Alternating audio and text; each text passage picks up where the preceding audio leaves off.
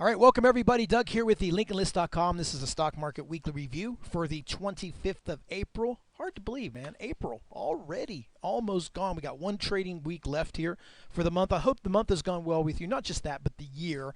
And you're sitting here just past the first quarter, the first 4 months of the year.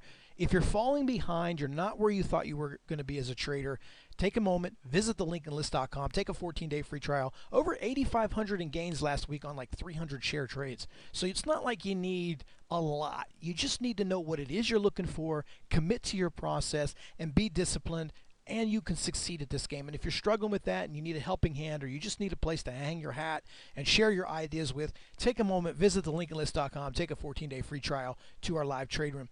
Now, there's not much going on here, I would say, throughout the week with the SPY. It was kind of chopping back and forth, but we had a lot of great action that we haven't seen over the last couple of weeks because we started to see earnings season. So individually, we saw some great movements throughout stocks, not so much in the overall market here. It was just kind of chopping back and forth. No change really to where I stand on this. And if you're looking for some selling, let's just put it this way. If you're looking for this thing to sell off or retrace, I think you're going to see all-time highs, or at least one more attempt at all-time highs before something like that happens. One of the things that you had here on Friday is they try to pull these shakeout moves, and you just get this big flush here in the market, and it just bases like it's done 1,000 times, it seems, since February. And then you're going to get your late day spike in there somewhere. It's like the market hasn't really gone straight down since January. So if that's what you're looking for, that's the move you're looking for about the market, you're going to have to get a flush like this. It's going to have to actually stick and then just continue to roll over. Now, I shouldn't say selling. We had some pretty good selling here on Thursday. But anyway, it's still holding this 10 moving average. As long as you're staying up the 10 and 20 moving average, I think you're going to see a move that comes up towards that 212. But again, not much going on as far as the market's concerned. It was sort of chopping back and forth. But because of earnings, we saw some pretty good moves throughout the day, like this great move on Friday, NGL. This was the big trade for us here. And I promise, as soon as this laggy, there we go. Think or swim sometimes it's so slow.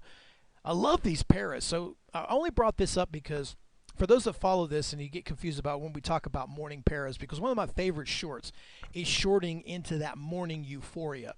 And if you attended the webinar a couple of weeks ago, this is what I was talking about. You just don't short stocks because they're up a lot. Like, for example, Tesla's up a lot, but it's not necessarily always a great short. This was beautiful. This thing gaps up from like 10 bucks to 12, and then right from the open you shoot from 12 to 17. I don't know what people are thinking up here around 17 or what you're buying.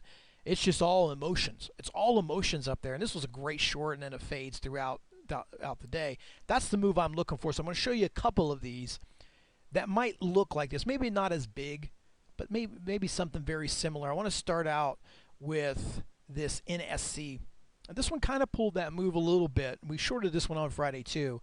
It didn't quite get as vertical, you can see, as NGL, but you get this earnings, they get these nice gaps, and they'll rip. Now, some people say, I don't like to short earnings because they run. Yeah, they do, and they can, but euphoria is still euphoria, and that's what I'm trying to translate here, is that the moves that you're seeing can be very unsustainable. That's what I'm considering shorting. If it's not vert, if it's just going to be a grinder or a very trendy stock, again, I don't want to mess with that.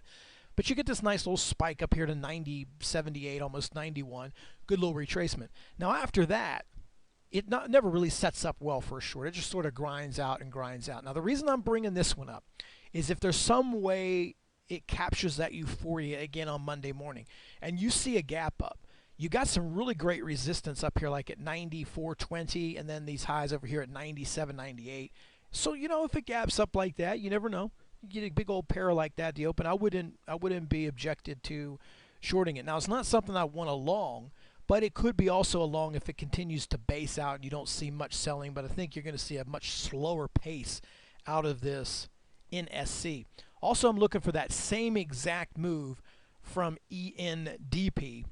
This thing's come off the bottom pretty good, you know, last couple of days, 26 to 33, pretty good move. You're close to the 50 moving average here.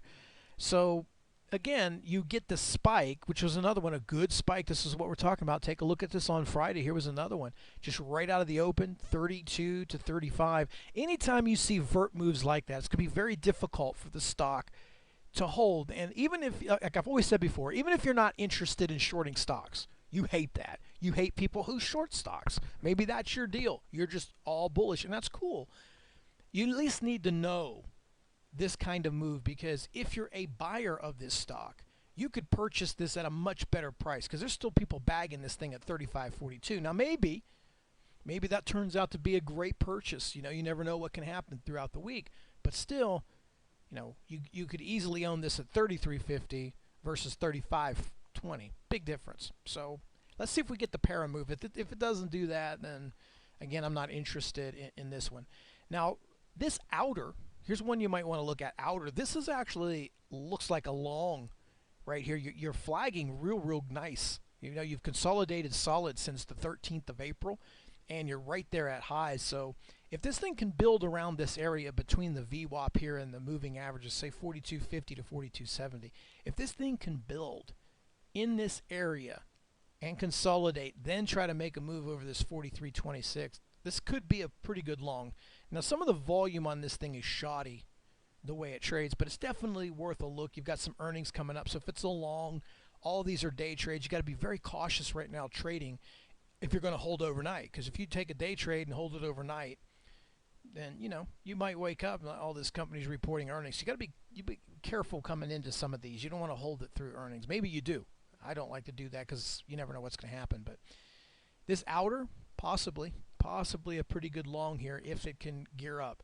And I'm going to bring up XBI because one of the highlights was definitely the biotech names. You saw a lot of push in these, and you're going to see a lot of biotech stocks. I'm bringing up the ETF instead because you got a lot of stocks starts to look like this: AGIO, EGRX, JUNO. I mean, you're going to find a lot of them. You can individually trade a stock. You don't have to trade the ETF, but you're going to find a lot of bios that look like this. It looks like this, IBB, the other index, it looks like these are ready to just pull another push. It's just ready to look like they're ready to break out of range here again. They were struggling with some of this lower range. They were in the doldrums for the longest time. They lagged the rally initially once the market started going. But here you are.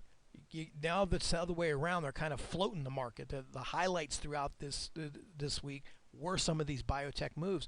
So keep an eye on this. I mean, you start moving above this 58.50, you know, you're probably going to see a nice move in this again, and you're going to find a lot of stocks that look like this. For example, like I said, KITE. Let me find it here on the list. You know, they're all kind of flagging in their own right. Whenever Thinkorswim feels like pulling it up for you guys. There we go. You can see it's kind of flagging here as well. JUNO, too, I think is another one that's got a pretty nice flag to it. I would probably trade the individual stocks because you might get bigger moves, but here's another one.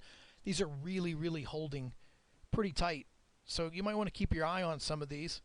Build you a little bit of a list there, JUNO, KITE, and see if you get a big move there. Maybe we see something strong at the beginning of the week. But who knows? Who knows? One of the important things, though, about trading is you can put in all the homework that you want. You're going to hear a lot of people out there, the gurus, saying, it's homework. It's homework. It's doing the work at night. And, hey, I agree, man. It's a good thing to do that. But your money is made, honestly, in real time. You can do all the homework you want, but you have to execute. This game's about executing, right? You have to execute. And you're not always afforded the luxury of time. You know, sometimes things come out, you see a stock that's moving, and you can't figure out why, and you're struggling with this whole thing, and sometimes you just have to react. You have to believe in your process, and you just have to react. So homework is one part. Execution is another thing. You've got to be able to execute this. And I think this is where a lot of traders start struggling, is because they're unable to execute. There's the self-doubt. They're not sure.